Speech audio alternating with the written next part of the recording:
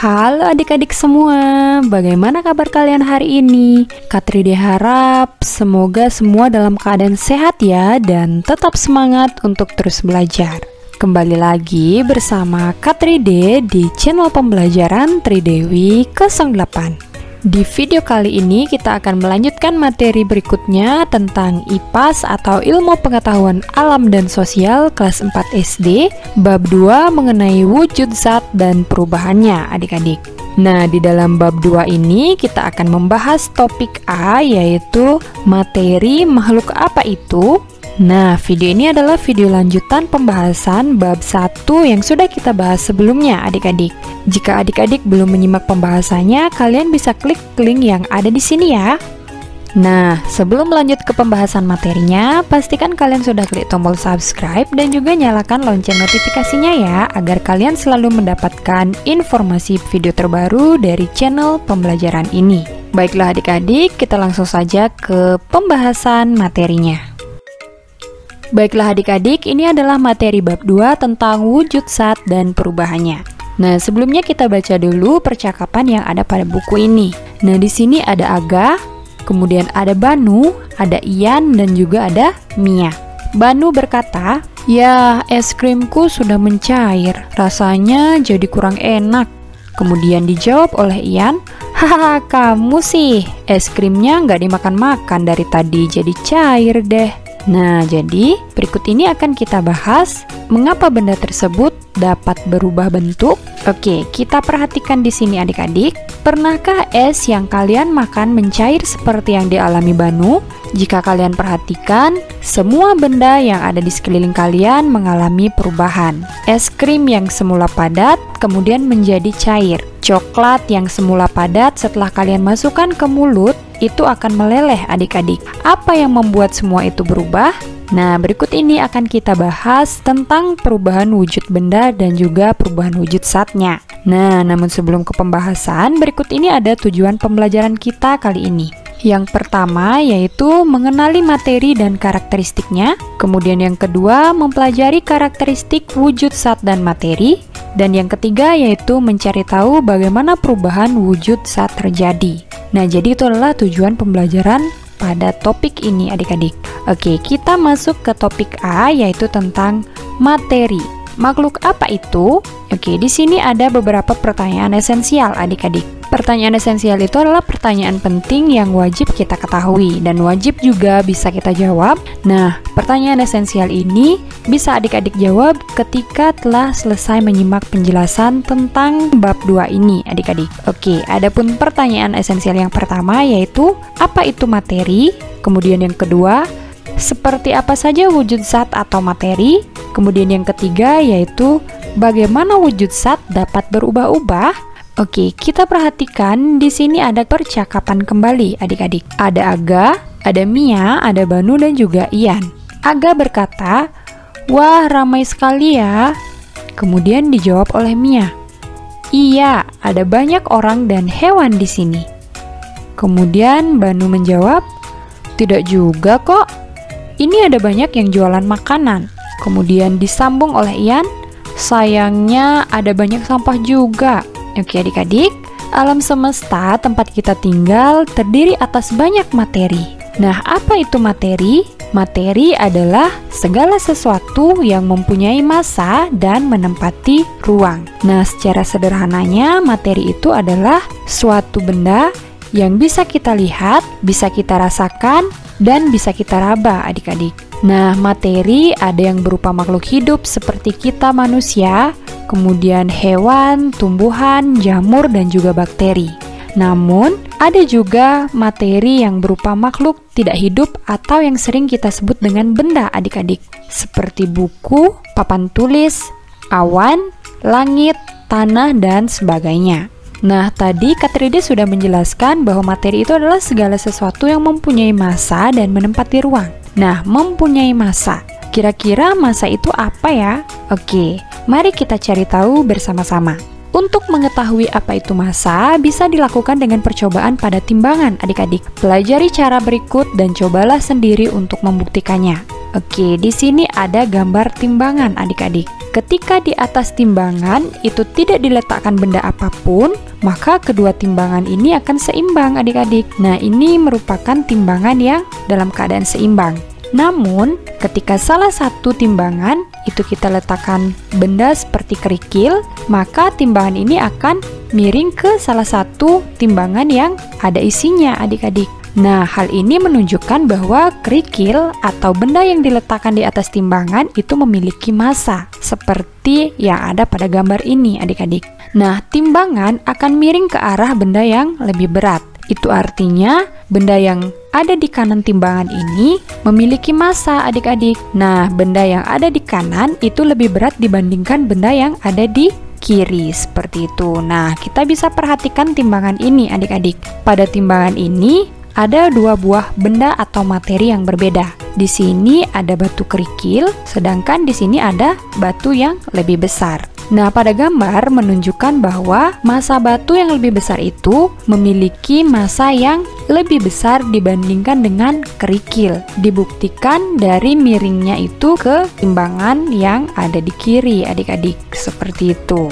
Nah, kemudian selanjutnya kita membaca, mari mencoba. Benda mana yang lebih berat? Carilah dua buah benda yang ada di sekitar kalian. Mintalah bantuan kepada guru untuk membandingkan benda mana yang massanya lebih besar. Lalu tuliskan hasil pengamatan kalian pada buku tugas menggunakan format tabel berikut. Oke, adik-adik, di sini sudah ada format tabel yang bisa adik-adik isi. Nah, contohnya di sini Kak Tride akan membandingkan 1 lembar kapas dengan 1 sendok garam, adik-adik. Nah, kira-kira massa benda yang lebih berat yang mana ya?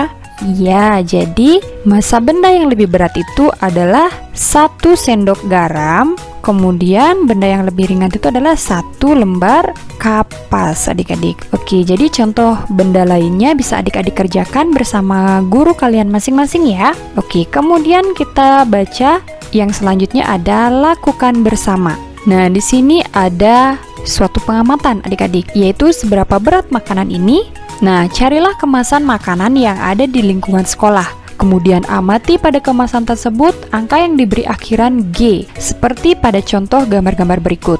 Nah, jadi G itu artinya gram, adik-adik. Oke, di sini ada contoh kemasan makanan yang sudah tertera berat bersihnya, adik-adik. Nah, kemasan yang pertama ini berat bersihnya yaitu 60 gram. Kemudian kemasan yang kedua berat bersihnya ada 370 gram. Kemudian kemasan yang ketiga ini berat bersihnya ada 400 gram. Setelah menemukan kemasan makanan berikut angkanya, laporkan kepada guru. Guru akan menuliskan di papan tulis nama kemasan makanannya berikut juga massanya, adik-adik. Nanti kalian akan diajak oleh guru kalian untuk membandingkan kemasan makanan yang mana yang memiliki massa yang paling besar, kemudian yang paling rendah, adik-adik, seperti itu. Nah, kemudian selanjutnya kita akan membahas tentang mari refleksikan. Nah, di mari refleksikan ini ada 3 pertanyaan. Pertanyaan yang pertama yaitu, menurut kalian apa itu massa? Nah, tadi kita sudah membahas tentang massa, adik-adik. Sehingga dapat kita jawab bahwa massa itu adalah besaran dari suatu benda. Kemudian pertanyaan kedua, berdasarkan pengamatan kalian, apa hubungan antara massa dengan ukuran benda? Apakah benda yang ukurannya lebih kecil, massanya selalu lebih kecil? Oke, jadi jawabannya adalah hubungan antara massa dengan ukuran benda, yaitu benda yang ukurannya lebih besar biasanya itu memiliki massa yang lebih besar, adik-adik, tapi tidak selalu. Namun ada juga benda yang ukurannya lebih besar tetapi memiliki massa yang lebih ringan. Contohnya seperti tadi antara garam dan kapas, adik-adik. Kita lihat bahwa kapas itu memiliki ukuran benda yang lebih besar tetapi memiliki massa yang lebih ringan, seperti itu, adik-adik. Nah, contoh lainnya juga seperti kapas dan batu kerikil. Ukuran kapas itu lebih besar dibandingkan dengan batu kerikil. Namun, massa kapas itu lebih kecil dibandingkan dengan batu yang lebih kecil. Nah, batu yang lebih kecil itu memiliki massa yang lebih besar, adik-adik, seperti itu. Kemudian pertanyaan yang ketiga, bagaimana cara menentukan massa suatu benda? Oke, jadi Caranya untuk menentukan massa dari suatu benda itu dengan cara menimbang menggunakan timbangan. Nah, jadi itu jawaban dari mari refleksikan. Kemudian ada materi belajar lebih lanjut. Oke, di sini ada massa. Massa itu adalah besaran dari suatu benda. Nah, ketika suatu benda memiliki massa, maka benda itu merupakan materi, adik-adik. Ingat, ketika suatu benda memiliki massa, kita sebut dengan materi. Nah, massa suatu benda itu bisa berbeda dengan massa benda lainnya, adik-adik.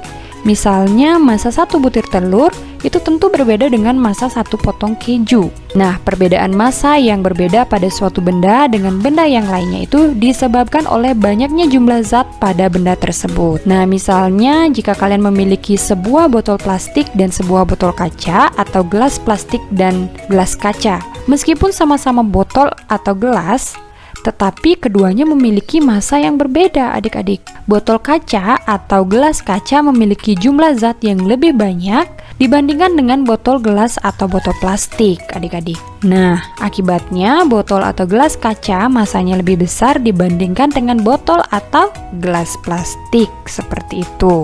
Kemudian selanjutnya, di topik A2, kita akan membahas tentang ciri-ciri materi itu adalah memiliki volume, adik-adik. Nah, selain memiliki massa, ciri-ciri dari materi itu adalah menempati ruang. Maksudnya itu adalah setiap materi pasti memiliki ukuran tertentu, adik-adik. Misalnya air yang bisa disimpan di dalam gelas atau botol. Kemudian udara yang bisa memenuhi paru-paru kita. Dengan kata lain, materi juga memiliki volume tertentu. Nah, jadi ciri-ciri materi itu adalah memiliki volume. Lalu, apa itu volume? Nah, jadi untuk mengetahui apa yang dimaksud dengan volume, kita akan mengikuti mari mencoba ini, adik-adik. Nah, nanti guru kalian akan mendemonstrasikan aktivitas mengukur volume suatu benda. Jadi guru kalian itu akan membawa beberapa jenis wadah dan sejumlah air atau cairan tertentu, adik-adik. Nah, jadi dari gambar ini bisa kita lihat ini ada toples, kemudian ada cangkir, ada mangkok, dan juga ada gelas. Jadi dapat kita simpulkan bahwa volume itu adalah banyaknya jumlah zat, adik-adik. Jadi itulah yang dimaksud dengan volume. Kemudian selanjutnya kita akan melakukan bersama. Kita akan mengukur volumenya. Nah, jadi berapa volumenya? Bersama dengan teman-teman sekelas kalian, carilah bungkus kemasan minuman, botol minyak, oli, atau botol sirup yang ada di lingkungan sekolah. Kemudian carilah di bungkus kemasan itu angka yang diberi akhiran ml atau mililiter atau L, yaitu liter. Laporkan hasilnya pada guru kalian. Nah, di sini ada contoh gambar, adik-adik, yaitu kemasan susu dan juga jerigen oli motor. Nah, pada kemasan susu itu terdapat 250 ml, kemudian pada jerigen oli itu terdapat 1 liter. Nah, nanti kalian bisa diskusikan bersama guru kalian masing-masing ya. Oke, kemudian selanjutnya kita akan menjawab mari refleksikan. Nah, pada mari refleksikan ini terdapat 3 pertanyaan, adik-adik.